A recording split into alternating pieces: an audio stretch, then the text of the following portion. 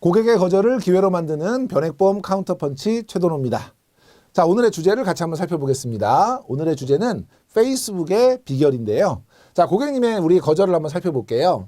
부동산도 가지고 있고 다른 투자 상품도 많이 가입하고 있어서 큰 걱정은 없어요. 자, 어떤 유형의 고객이세요? 자산도 많으시고요. 네, 투자도 많이 하고 계시고 그렇기 때문에 특별하게 니즈를 갖고 계시지 않은 저희가 이제 흔히 이야기하는 VIP 고객 이런 분들에 해당하는 분들이에요. 자, 이런 고객님들에 대해서는 저희가 어떻게 응대를 하면 좋을까요? 자, 오늘의 카운터펀치입니다. 페이스북과 같은 SNS를 자주 하시는 편이신가요? 요즘에는 연령이 높으신 분들도 SNS 많이 하시기 때문에 저희가 페이스북이라고 하는 것에 이제 포커스를 맞추어서 고객님께 펀치를 날린 거예요. 자, 제가 질문 한번 드려볼게요. 제가 지금 나열하시는 분들, 이분들의 공통점이 뭘까? 한번 생각해 보시겠습니다. 자, 페이스북을 만든 마크 저커버그, 그 다음에 마이크로소프트 빌 게이츠, 전 세계적인 이제 부자 중에 하나죠. 그 다음에 우리 주식 투자하면 떠오르시는 투자의 대가 워렌 버핏, 그 다음에 E.T. 또 주라기 공원이라는 유명한 영화들을 만든 영화 감독이죠. 스티븐 스필버그. 그 다음에 석유왕 데이비스 록펠러. 그래서 이제 맨하탄에 록펠러 센터라고 하는 큰 빌딩도 갖고 계신 그런 분이고요. 우리 발명왕 토마스 에디슨. 누구나 다 아는 세계적인 위인이죠. 자, 이렇게 이름만 대도 알만한 유명인들을 쭉 나열했어요. 자, 이분들의 공통점은 무엇일까요? 이분들의 공통점은 전부 다 유태인이라는 거예요. 자, 이분들이 유태인인데 어쩌라는 거냐? 이 유태인들이 지금 글로벌 리더로서 세계를 움직이고 있는데요. 같이 한번 볼게요. 1700만. 이게 뭐냐면요. 유태인 전체 인구 숫자가 1700만이에요. 2017년 기준으로 해서 우리 남한 인구를 보면 5200만 정도 추산하고 있으니까요. 우리 남한 인구의 3분의 1 정도 수준이고요. 전 세계 인구의 0.2%예요. 그런데 밑에 보시면 23%, 2017년까지 노벨상을 수상한 수상자 중에 23%가 유태인이고요. 30%, 미국 전체 인구의 3%밖에 안 되는데요. 유태인이. 이분들이 미국의 유명 대학 교수 중에서 30% 정도를 차지하고 있어요. 40%는 뭐냐면요. 미국의 포춘지라고 하는 잡지에서 매년 미국의 100대 기업을 발표해요. 그 100대 기업 CEO 중에서 40%가 유태인이에요. 자, 그러면 이렇게 작은 숫자의 사람들이 어떻게 이렇게 세계를 움직일 수 있는 글로벌 리더로 성장했는가? 이걸 이제 페이스북을 가지고 설명을 해보겠다는 건데요. 페이스북의 창시자, 우리 마크 저커버그는 20살에 페이스북을 만들었어요. 이 사람은 어떻게 그게 가능했을까요? 이거는 저희가 하버드 대학교의 연구 결과를 가지고 설명할 수 있을 것 같은데요. 하버드대에서 이 작은 인구가 어떻게 세계 중심에 서 있는가를 연구한 결과 보고서가 여러 개가 있어요. 그중에 여러 원인들이 지목되고 있지만 그중에 하나가 뭐냐면 재미있는 것이 유태인의 성인식이에요. 유태인은 남자아이를 이제 바르라고 하고요. 여자아이를 밧이라고 해요.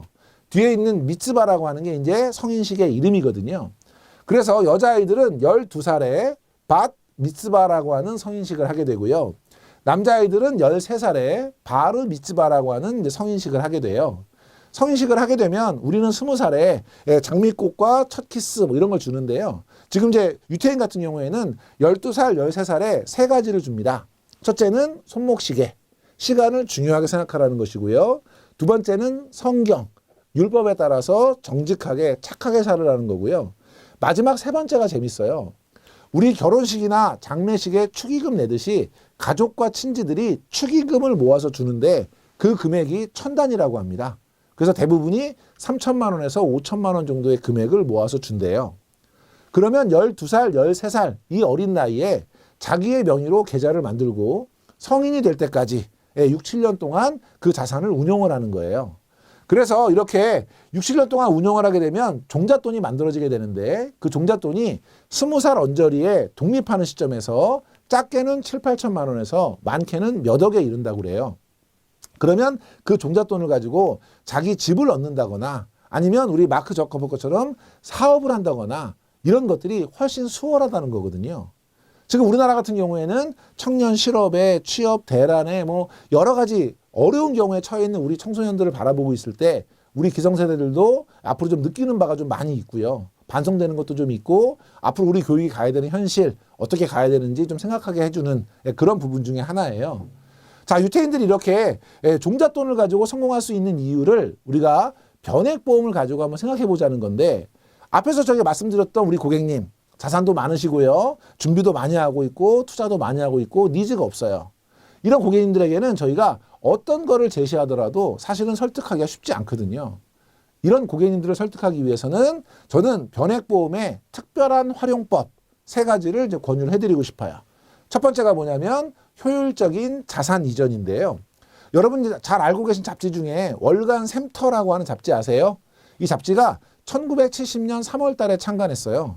지금까지 근 50년 가까이를 지금 운영하고 있는 그런 잡지고요. 서민들의 애환과 서민들의 삶을 진솔하게 표시한 그런 이제 잡지로 굉장히 유명하지요. 이 샘터라고 하는 잡지의 본사가 어디인지 혹시 아세요?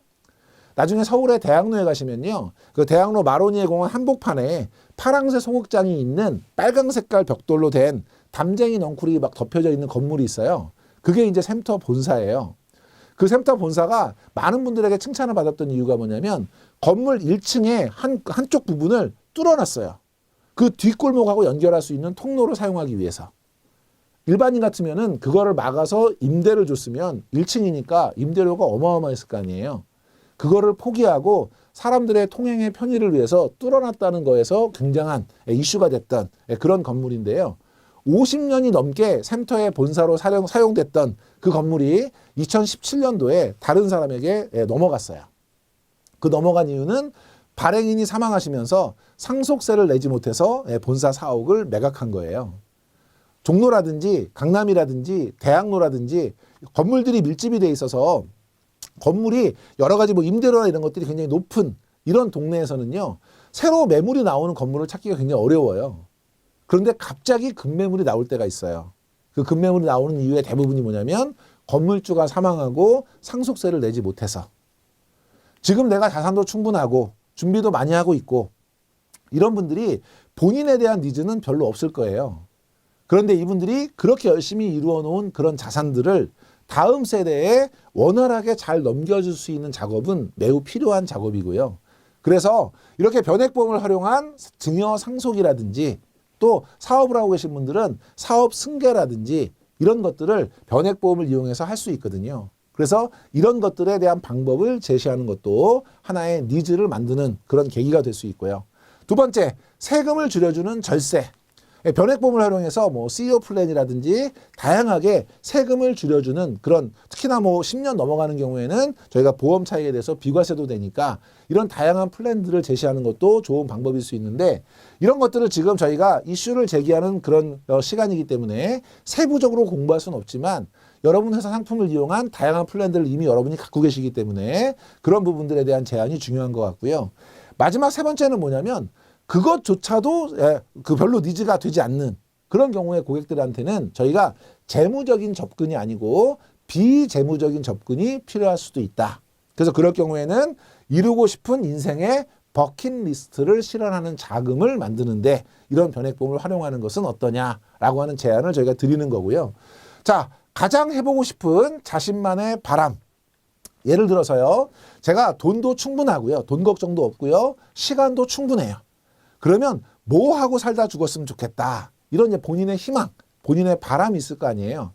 자, 어떤 분들 같은 경우는 골프 좋아하시는 분들은 세계 100대 골프장 내가 전부 다 라운딩 한번 해보고 죽었으면 좋겠다. 이런 분도 계시고요.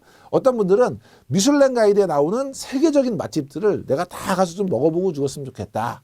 어떤 분들은 캄보디아에 가서 또 뭐 꼭 캄보디아가 아니더라도 이렇게 좀 후진국인 떨어진 그런 나라에 가서 학교를 세워주는 게 내 소망이다. 이런 분도 있고, 나는 산티아고 순례길을 좀 완주를 해보는 게 내 소원이다.